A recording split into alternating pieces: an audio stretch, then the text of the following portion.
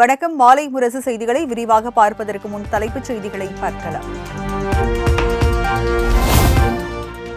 கன்னியாகுமரியில் திருவள்ளுவர் சிலை நிறுவப்பட்டதன் வெள்ளி விழா. திருவள்ளுவர் சிலை மற்றும் விவேகானந்தர் பாறையை இணைக்கும் வகையில் உருவாக்கப்பட்டுள்ள கண்ணாடி பாலத்தை திறந்து வைத்தார் முதலமைச்சர் மு.க.ஸ்டாலின்.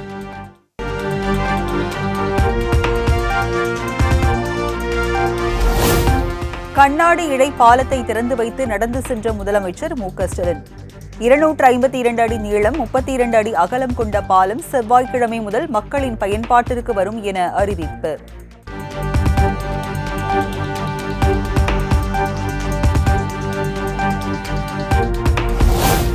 கன்னியாகுமரி திருவள்ளுவர் சிலைக்கு முதலமைச்சர், துணை முதலமைச்சர் உள்ளிட்டோர் மலர் தூவி மரியாதை. சிலையின் கட்டமைப்பு மற்றும் கடல் அழகை கண்டு ரசித்ததுடன் புகைப்படம் எடுத்து உற்சாகம்.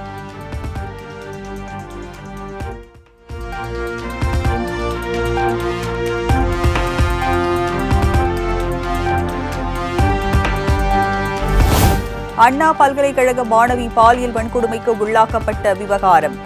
தேசிய மகளிர் ஆணைக்குழு உறுப்பினர் மம்தா குமாரி தலைமையில் நடைபெற்ற முதற்கட்ட விசாரணை நிறைவு.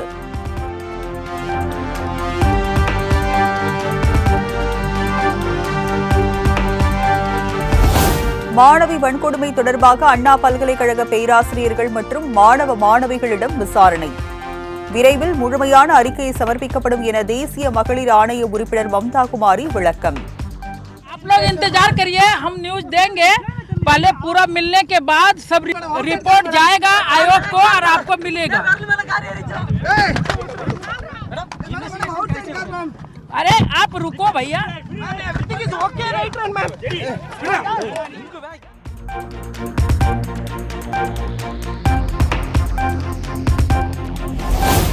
ஆளுநர் ஆர்.என். ரவியுடன் தேசிய மகளிர் ஆணைக்குழு உறுப்பினர்கள் சந்திப்பு.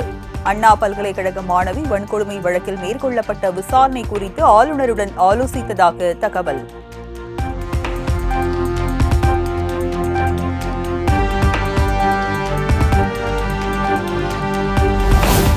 அண்ணா பல்கலைக்கழக சம்பவத்தில் பதியப்பட்ட எஃப்ஐஆர் கசிந்த விவகாரம். ஐபிசியில் இருந்து பிஎன்எஸ் சட்டத்திற்கு தரவுகளை மாற்றுவதில் உள்ள தொழில்நுட்ப குறைபாடுகளால் எஃப்ஐஆர் வெளியே கசிந்திருக்கலாம் என தேசிய தகவலியல் மையம் விளக்கம்.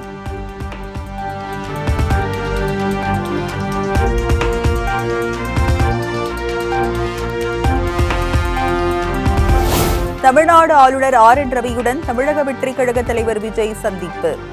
அண்ணா பல்கலைக்கழக மாணவி பாலியல் வழக்கில் முறையான விசாரணை நடப்பதை உறுதி செய்ய முறையீடு.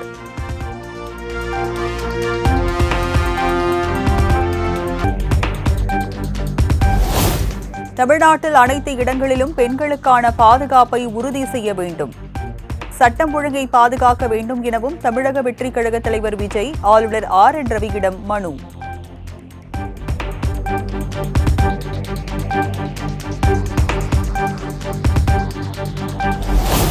பெஞ்சல் புயல் மற்றும் பருவமழையால் பாதிக்கப்பட்ட மக்களுக்கு உரிய நிவாரணம் கிடைக்கவில்லை என ஆளுநரிடம் விஜய் மனு. மாநில அரசு கேட்கும் நிவாரணத் தொகையை மத்திய அரசு முழுமையாக வழங்க வேண்டும் என வலியுறுத்தல்.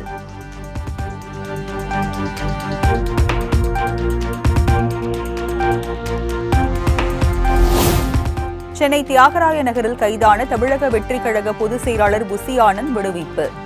கைதான நிர்வாகிகளிடம் தைரியமாக இருங்கள் என விஜய் கூறியதாக தகவல்.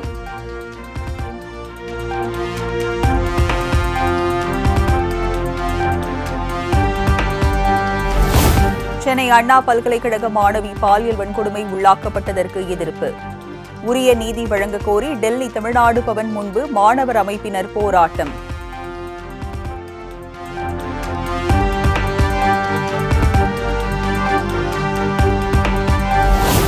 மாணவி பாலியல் வன்கொடுமை செய்யப்பட்டதை கண்டித்து நடைபெற்ற அதிமுக ஆர்ப்பாட்டத்தில் தள்ளுமுள்ளு.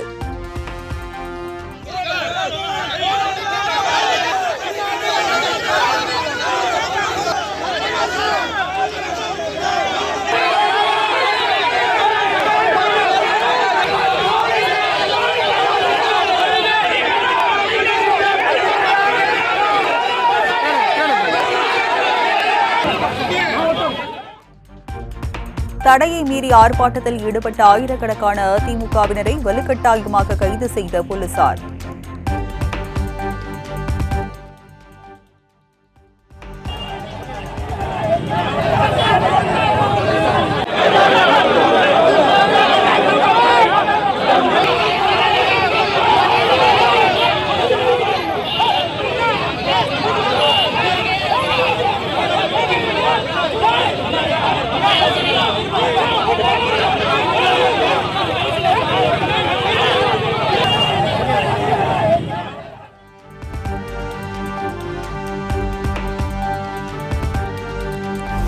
பாலியல் வன்கொடுமையால் பாதிக்கப்பட்ட மாணவிக்கு நீதி கிடைக்கும் வரை அதிமுகவின் போராட்டம் தொடரும்.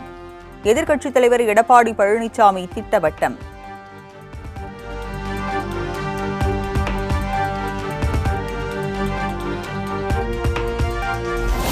திராவிட மாடல் ஆட்சியில் பெண்கள் துணிச்சலாக புகார் அளிக்கிறார்கள் என உயர்கல்வித்துறை அமைச்சர் கோவி செழியன் விளக்கம். அதை அச்சுறுத்தும் வகையில் இபிஎஸ் அறிக்கை அரசியல் செய்வதாக பதிலடி.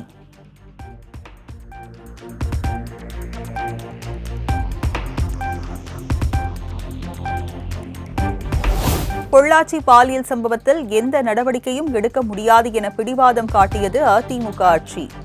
போராட்டம் நடத்தி அதிமுக கபட நாடகம் ஆடுவதாகவும் அமைச்சர் ரகுபதி காட்டம். பொள்ளாச்சி பாலியல் சம்பவம் அவங்க ஆட்சி காலத்துல தான் நடந்துச்சு.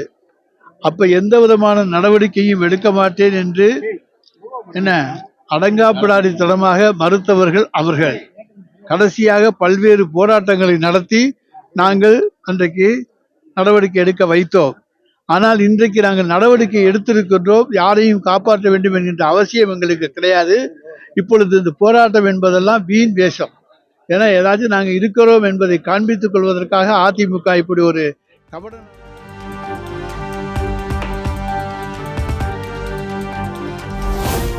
அரசியல் ஆதாயத்திற்காக இல்லாத ஒன்றை இருப்பது போன்று வதந்தி பரப்பிக் கொண்டிருக்கிறார் எதிர்க்கட்சித் தலைவர் எடப்பாடி பழனிசாமி.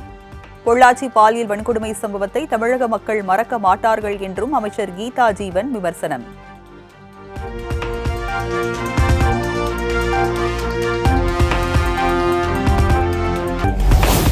எஸ்பியாக இருந்து டிஐஜியாக பதவி உயர்வு பெற்ற வருண்குமார் திருச்சி நீதிமன்றத்தில் நேரில் ஆஜர். சீமானுக்கு எதிரான வழக்கு விசாரணை குறித்து நீதிபதி பாலாஜி முன்பு விளக்கம்.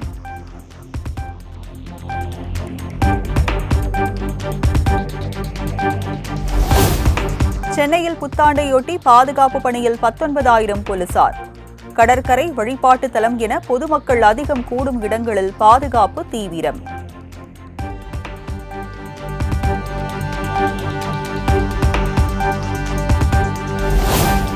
ஆங்கில புத்தாண்டையொட்டி சென்னையில் பட்டாசு வெடிக்க தடை. பொது இடங்கள் மற்றும் குடியிருப்பு பகுதிகளில் பட்டாசு வெடிக்க கூடாது என காவல்துறை அறிவுறுத்தல்.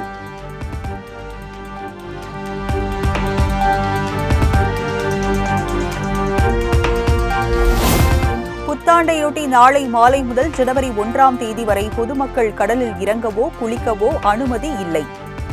மெரினா, பெசன்ட் நகர், நீலாங்கரை உள்ளிட்ட கடற்கரை பகுதிகளில் விதிகளை மீறுவோர் மீது நடவடிக்கை எடுக்கப்படும் என்றும் காவல்துறை எச்சரிக்கை.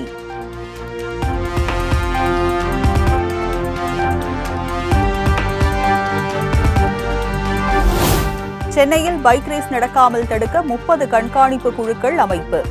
புத்தாண்டையொட்டி நாளை இரவு 9 மணி முதல் சென்னையில் 425 இடங்களில் வாகன தணிக்கை நடைபெறும் என போலீசார் அறிவிப்பு.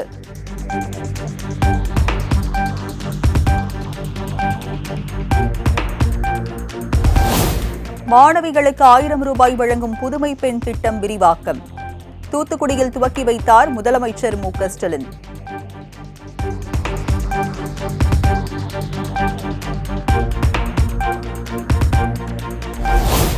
பாரதி கண்ட கனவை புதுமை பெண் திட்டம் மூலம் நிறைவேற்றியது திராவிட மாடல் அரசு. புதுமை பெண் திட்ட விரிவாக்க தொடக்க விழாவில் முதலமைச்சர் பேச்சு.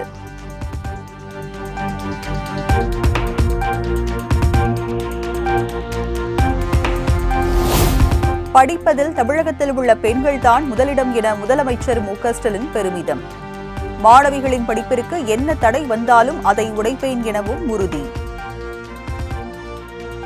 பணம் இல்லாம படிப்பு நிறுத்தின பல்லாயிரம் மாணவியர் கல்லூரியை நோக்கி வர தொடங்கி இருக்காங்க. உங்களுடைய படிப்புக்கு மட்டுமல்ல, எந்த தடை வந்தாலும் அதை நான் உடைப்பேன். மாணவிகளுக்கு மட்டும்தானா, மாணவர்களுக்கு இல்லையா அப்படின்னு மாணவர்கள் கேட்டாங்க. பணம் இல்லாம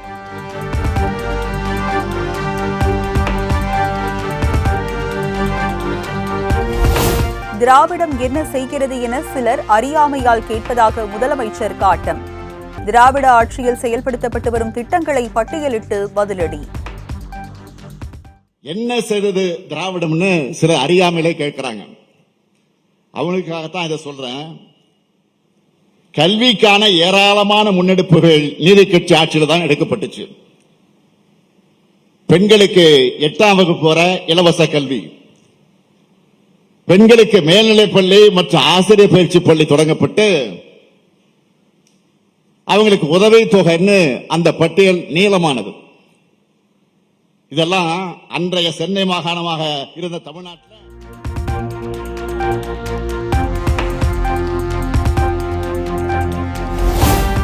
விடுதலை போராட்ட வீரர் நல்லக்கண்ணுவின் வாழ்க்கை வரலாற்றை பாட புத்தகத்தில் இணைப்பது குறித்து முதலமைச்சரிடம் ஆலோசனை பெற்று முடிவு செய்யப்படும். நடிகர் விஜய் சேதுபதியின் கோரிக்கை குறித்து அமைச்சர் அன்பில் மகேஷ் பதில்.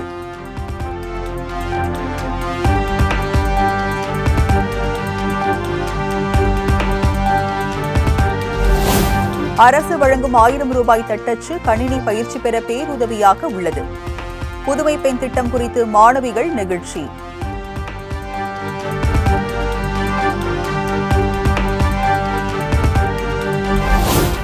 கட்சி நிகழ்ச்சிகளுக்கு தன்னை அழைக்காததால் பங்கேற்பதில்லை என குஷ்பு மாலை முரசுக்கு பிரத்யேக தகவல். கட்சி நிகழ்ச்சிகளுக்கு அழைக்காதது குறித்து அண்ணாமலையிடம்தான் கேட்க வேண்டும் எனவும் விளக்கம்.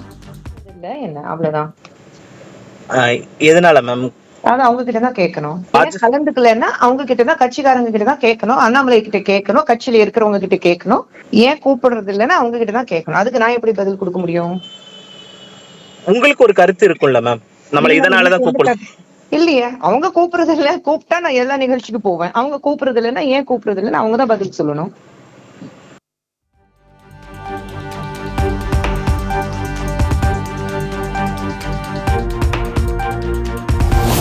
தமிழக பாஜக தலைமை தன்னை புறக்கணிப்பதாக நடிகை குஷ்பு குற்றச்சாட்டு. பாஜகவில் இருந்து குஷ்பு விலகுவார் என அரசியல் ஆர்வலர்கள் கருத்து தெரிவித்து வந்த நிலையில் பரபரப்பு புகார்.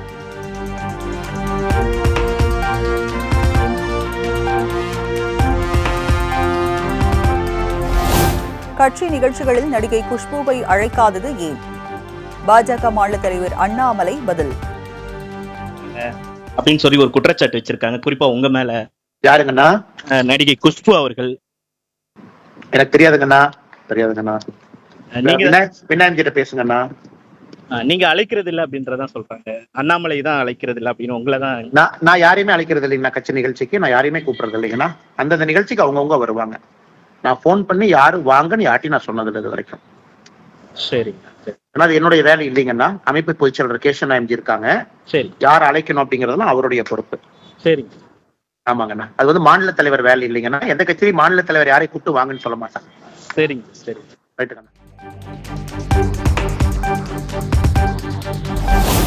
பொங்கல் பரிசு தொகுப்பில் 1000 ரூபாய் வழங்க வேண்டும் என பாமக நிறுவனர் ராமதாஸ் வலியுறுத்தல்.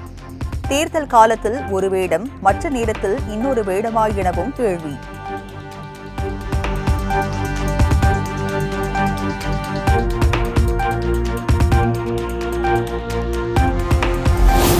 பொங்கல் பண்டிகையொட்டி அனைத்து குடும்ப அட்டைதாரர்களுக்கும் 1000 ரூபாய் வழங்க வேண்டும். நிதி பற்றாக்குறையை காரணம் காட்டி வழங்க மறுப்பது பொருத்தமல்ல என்றும் மார்க்சிஸ்ட் கம்யூனிஸ்ட் கட்சியின் மாநில செயலாளர் பாலகிருஷ்ணன் அறிக்கை.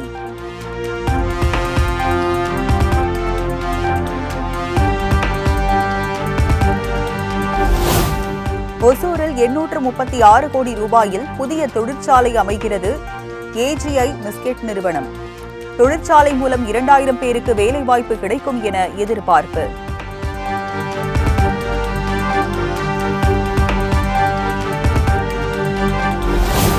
சென்னை மேயர் பிரியா தலைமையில் நடைபெற்ற மாமன்ற கூட்டத்தில் 91 தீர்மானங்கள் நிறைவேற்றம். பெண்களுக்கான கணினி பயிற்சி மற்றும் தையல் பயிற்சி பள்ளி அனைத்து மண்டலங்களிலும் விரிவுபடுத்த முடிவு.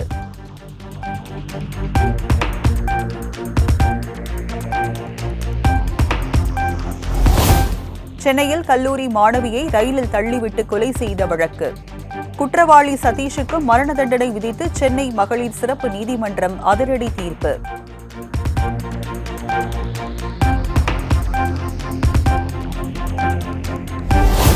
சென்னை பரங்கிமலை ரயில் நிலையத்தில் மாணவி சத்யபிரியாவை ரயிலில் தள்ளிவிட்டு கொலை செய்த வழக்கு. கடந்த 2022ஆம் ஆண்டு பதிவு செய்யப்பட்ட வழக்கில் தண்டனையை அறிவித்தார் நீதிபதி ஸ்ரீதேவி.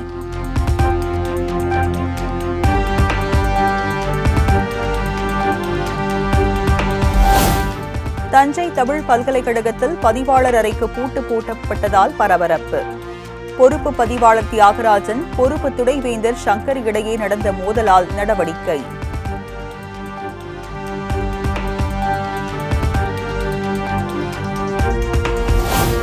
சிதம்பரம் அருகே கிராம மக்கள் 200க்கும் மேற்பட்டோர் உண்ணாவிரத போராட்டம்.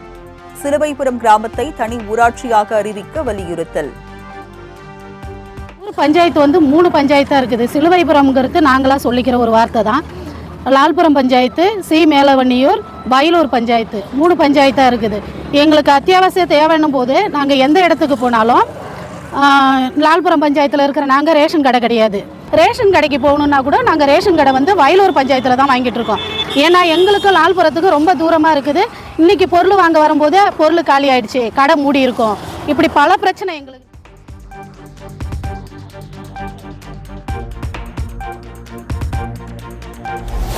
கோட்டக்குப்பத்தில் முன்விரோதம் காரணமாக பாமக கவுன்சிலரை திமுக நிர்வாகிகள் உருட்டுக்கட்டையால் அடித்து விரட்டும் வீடியோ. சம்பவம் தொடர்பாக திமுக நிர்வாகிகள் உள்ளிட்ட 5 பேர் மீது போலீசார் வழக்கு பதிவு செய்து விசாரணை.